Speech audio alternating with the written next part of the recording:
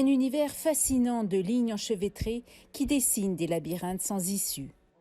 Un univers qui s'inspire d'une forêt, celle de l'île Carillon, près de Montréal, coup de cœur de Julie Ouellette. La nature de Carillon, l'hiver en particulier, encore plus, on veut préciser, là, la saison d'hiver, c'est une saison où est-ce qu'il y a énormément de lignes.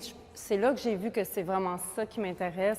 La forêt, elle m'arrive, là, elle arrive sur moi. C'est pas compliqué, elle me rentre dedans. Quand Julie découvre par hasard cette grange abandonnée dont le mur en ruine s'ouvre sur la forêt, l'émotion qu'elle ressent alors catalyse cette série d'esquisses d'une remarquable délicatesse. J'avais le goût de passer à une espèce de complexité de lignes.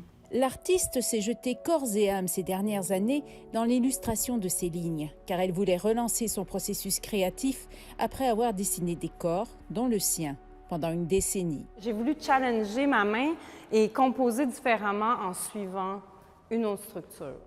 La jeune artiste cherche l'accident, en pratiquant notamment le dessin à l'aveugle.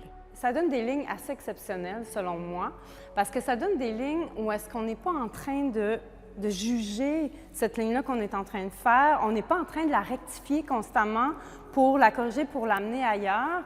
Donc, il y a une liberté. Il y a une grande liberté de dessiner, mais c'est une manière de me reconnecter avec le dessin.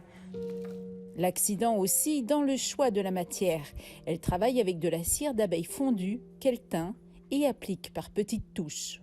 On le voit dans ce tableau-là, c'est qu'il y a un effet de vibration dû à la technique même, à la résistance, au fait que ça fige rapidement.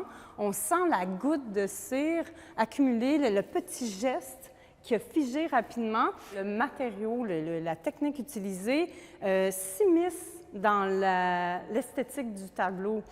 Ne cherchez pas non plus de couleurs éclatantes dans les œuvres de Julie Ouellette. La jeune femme aime les variations et la sobriété des noirs, gris, blancs.